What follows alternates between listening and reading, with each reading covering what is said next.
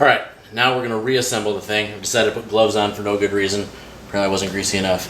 This is already all prelude with ATF, so I'm not going to squirt any additional ATF in here. You don't want to install this stuff dry, but my stuff is actually pretty lubricated as it is. This will only fit one way. And if you're struggling with making it fit, just flip it around.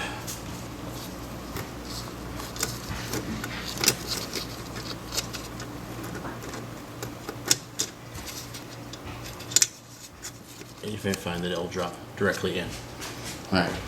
So then the next thing goes in is the band. Right? You may want to stay further back and then do less walking around and just more panning. Okay, so there's a steel rod in here. The rod will rest against these two things here, and the piston is going to push down on this component. So basically when the band needs to clamp down, it pushes it this way, and there's a rod here that just doesn't give, and that rod is right here. Maybe you need to come around here now. I told you not to move it. If you can see that rod right there. Yeah, I can't. Come in here. That rod down in there. See that? Yeah. That's what the band is going to ride on. So put it in here. You make sure you get those lugs on top of that bar. And it's not going to sit in there real good yet. Once you put the rear drum in, which is this, it will fit in much better. So you slide this over the output shaft and get it centered on the output support housing, and then to get it to drop in, so you have to push it. I think it's binding up on the band there. You have to twist it. You have to twist it clockwise to go in. It won't necessarily go in quite straight, and it will not go in if you rotate it counterclockwise, because the way this overrun clutch works is you cannot rotate this drum counterclockwise. It will only run clockwise. And don't worry about that squeaking noise. Just don't worry about it. Okay, the next piece is we've got to reinstall that lock ring to hold that drum in place.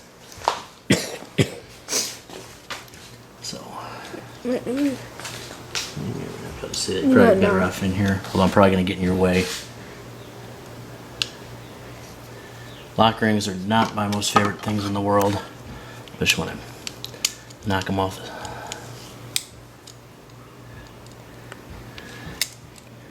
You get a lock rings, you do a slip yoke.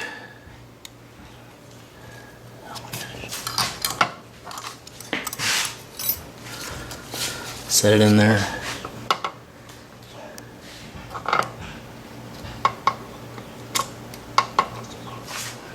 Okay, after you get that lock ring on the low drum, which we just did, we're going to put together the annulus and the planetary set that goes inside the low drum. So once again, make sure you got your tab thrust washer here. That on. Make sure your tab thrust washer is here, and this splines in to that drum with those lugs there. So this is pretty easy. Now you'll know you've got this set with the right clearance when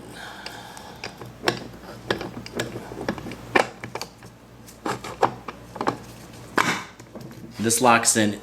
If your thrust washer comes off, this planetary assembly will be more or less flush with the outer face of this drum. But you notice how it's dropped in, it's recessed there? That means that I've got my inner washer inside that annulus is tabbed in the holes correctly. Ask me how I know. Okay, the next piece is our driving shell, which also has the sun gear for the planetary we just put in, and the sun gear for the planetary we're about to put in. Okay. So you slide this in here, and that splines in there. Then put this planetary. Again, make sure the thrust washer's there. Now you'll know all this is correct if it all fits together correctly and allows you to get the snapper and groove in. So now here, I've got all this in, and I can feel the groove. In fact, if I get over here, you won't be able to see the camera, but I can see the groove that the C-clip sits in. So now,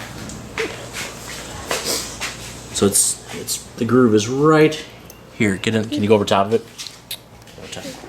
The groove is right here, and that's where our C-clip is going to sit. So just keep filming. So we'll take our C-clip and put it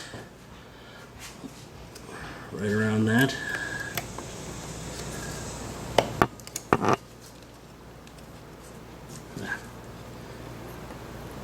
Just a little tightly. There we go. C-clip in. Now, none of this here. Now none of this stuff. Cool. It's got a little bit of end play. It's supposed to have a little end play, but nothing's moving. And I can even, let's see, I can even turn that backwards. The rear drum moves. So I move backwards. Yeah. All right.